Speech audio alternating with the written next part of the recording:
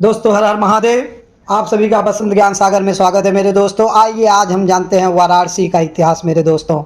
वाराणसी कैसे नाम पड़ा मेरे दोस्तों, तो आइए आज वाराणसी के बारे में जानते हैं, जो उत्तर प्रदेश में काशी नगरी के नाम से जाना जाता है। तो आइए मेरे दोस्तों, वाराणसी का मूल नगर काशी था। पौराणिक कथाओं के अनुसार काशी नगर की स्थापना हिंदू भगवान शिव ने लगभग 5000 वर्ष पूर्व की थी, जिस कारण ये आज एक महत्वपूर्ण तीर्थ स्थल है। ये हिंदुओं की पवित्र सप्तपुरियों में से एक है। स्कंद पुराण, रामायण एवं महाभारत सहित प्राचीनतम ऋग्वेद सहित कई हिंदू ग्रंथों में नगर का उल्लेख आता है। सामान्यतः वाराणसी शहर को कम से कम 3000 वर्ष प्राचीन तो माना ही जाता है। नगर मलमल और रेशमी कपड़ों, इत्रों, हाथी दांत और शिल्प कला के लिए व्यापारिक एवं औद्योगिक केंद्र रहा है। गौतम बुद्ध जन्म 567 ईस्वी पूर्व के काल में वाराणसी काशी राज्य की राजधानी हुआ करता था। प्रसिद्ध चीनी यात्री वेन त्सांग ने नगर को धार्मिक, शैक्षणिक एवं कलात्मक गतिविधियों का केंद्र बताया है और इसका विस्तार गंगा नदी के किनारे 5 किलोमीटर तक लिखा है। दोस्तों, काशी में प्राचीन काल से समय समय पर अनेक महान विभूतियाँ का प्रादुर्भाव या वास होता रहा है। इनमें से कुछ इस प्रकार हैं: महर्षि अगस्त, धन्वंतरी, गौतम बुद्ध, संत कबीर, बाबा कीनाराम, लक्ष्मीबाई, पाणिनि, पार्श्वनाथ, पतंजलि, संत रैदास, स्वामी रामानंदाचार्य, शंकराचार्य, गोस्वामी तुलसीदास, महर्षि वेदव्यास, वल्लभाचार्य। तो दोस्तों, प्राचीन काशी अति प्राचीन गंगा तट पर बसी काशी बड़ी पुरानी नगरी है। इतने प्राचीन नगर संसार में बहुत नहीं है। हजारों वर्ष पूर्व कुछ नाटे कद के सांवले लोगों ने इस नगर की नींव डाली थी। तभी यहाँ कपड़े और चांदी का व्यापार शुरू हुआ। कुछ समय उपरांत पश्चिम से आए ऊंचे कद के गोरे लोगों ने उनकी नगरी छीन ली।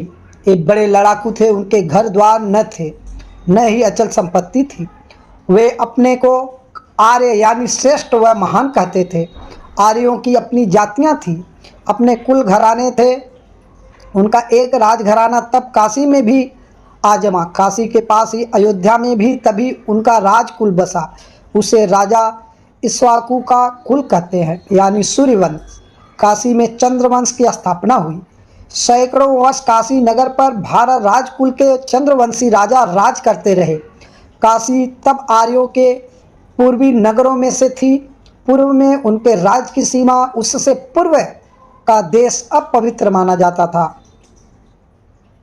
तो दोस्तों, महाभारत काल में, महाभारत पूर्व मगध में राजा जरासंध ने राज्य किया और काशी भी उसी साम्राज्य में समा गई। आर्यों के यहाँ कन्या के विवाह स्वयंवर के द्वारा होते थे। एक स्वयंवर में पांडवों और कौरवों के पितामह भीष्म ने काशी नरेश की 3 पुत्रियां अंबा, अंबिका और अंबालिका का अपहरण किया था। इस अपहरण के परिणाम स्वरूप काशी और हस्तिनापुर की शत्रुता हो गई। महाभारत युद्ध में जरासंध और उसका पुत्र सहदेव दोनों काम आए। कालांतर में गंगा की बाढ़ ने पांडवों की राजधानी हस्तिनापुर को डुबा दिया। तब पांडव वर्तमान इलाहाबाद जिले में यमुना किनारे कौशाम्बी में नई राजधानी बनाकर बस गए। उनका राज्य वत्स कहलाया और काशी पर मगध की जगह अब वत्स का अधिकार हुआ। तो उपनिषद, इसके बाद ब्रह्मदत्त नाम के राजकुल का काशी पर अधिकार हुआ। उस कुल में बड़े पंडित शासक हुए और में ज्ञान और पंडिताई ब्राह्मणों से क्षत्रियों के पास पहुंच गई थी। इनके समकालीन पंजाब में वैके राजकुल में राजा अश्वपति था। तभी गंगा यमुना के 2 आब में राज करने वाले पंचालों में राजा प्रहर जैवली ने भी अपने ज्ञान का डंका बजाया था। इसी काल में जनकपुर मिथिला में विदेही के शासक जनक हुए, जिनके दरबार में याज्ञवल्क्य जैसे ज्ञानी महर्षि और गार्गी जैसे पंडिता नारियां शास्त्रार्थ करती थीं। इनके समकालीन काशी राज्य का राजा अजातशत्रु हुआ। ये आत्मा और परमात्मा के ज्ञान में अनुपम था। ब्रह्मा और जीवन संबंध पर जन्म और मृत्यु पर, लोक परलोक पर तब देश में विचार हो रहे थे। इन विचारों को उपनिषद कहते हैं। इसी से यह काल भी उपनिषद कहलाया। तो दोस्तों, इस तरह थी हमारे काशी वाराणसी की कहानी दोस्तों। और हमारे वहाँ के जो राजा थे काशी नरेश, तो उनकी भी इस तरह कहानी है दोस्तों। वाराणसी 18वीं शताब्दी में स्वतंत्र काशी राज्य बन गया था।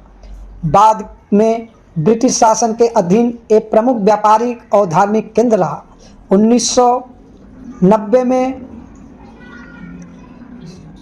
1910 में ब्रिटिश प्रशासन ने वाराणसी को एक नया भारतीय राज्य बनाया और रामनगर को इसका मुख्यालय बनाया, किंतु इसका अधिकार क्षेत्र कुछ नहीं था। काशी नरेश अभी भी रामनगर किले में रहते हैं। एक किला वाराणसी नगर के पूर्व में गंगा तट पर बना हुआ है। रामनगर किले का निर्माण काशी नरेश राजा बलवंत सिंह ने उत्तम चुनार बलुआ पत्थर से 18वीं शताब्दी में करवाया था। किला मुगल स्थापत्य शैली में नक्काशीदार छज्जों, खुले प्रांगण और सुरग्य गुंबददार मंडपों से सुसज्जित बना है। काशी नरेश का एक अन्य महल चैत सिंह महल है। ये शिवाला घाट के निकट महाराजा चैत सिंह ने बनवाया था।